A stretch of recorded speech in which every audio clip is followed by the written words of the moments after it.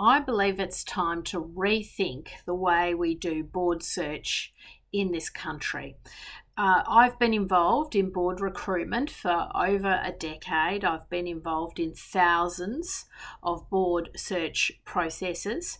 I have been personally involved in guiding thousands of business executives, helping them secure their first and second board roles. And I helped develop many board portfolios and put those various appointments, strategic appointments, into effect.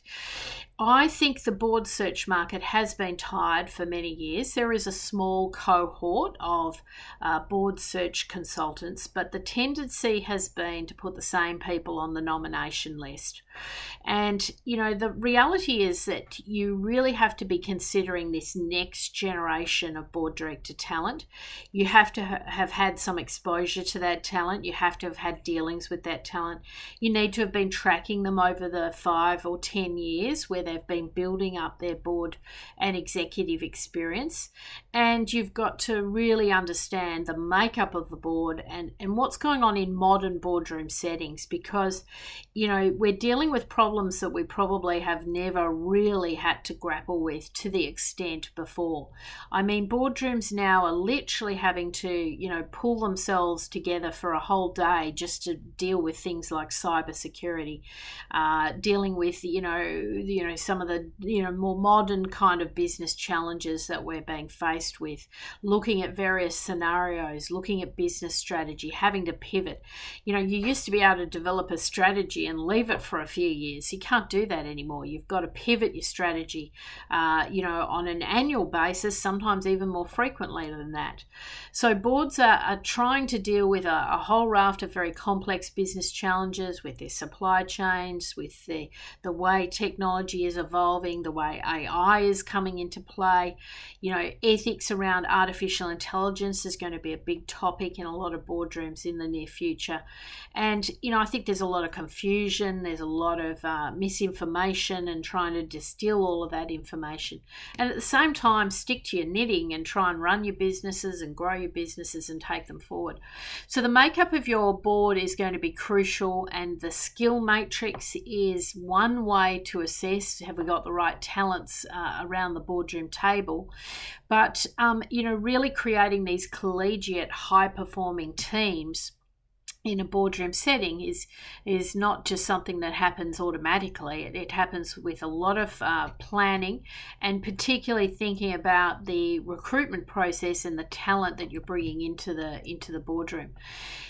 Often I find that there is only one relatively short interview before a board appointment takes place. I think we've got to rethink that.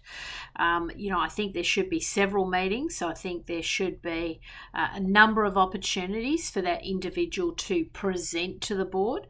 I personally would really sort of recalibrate the whole recruitment process. I would be, once you get close to your final shortlist, I would be asking those board members to prepare a board paper.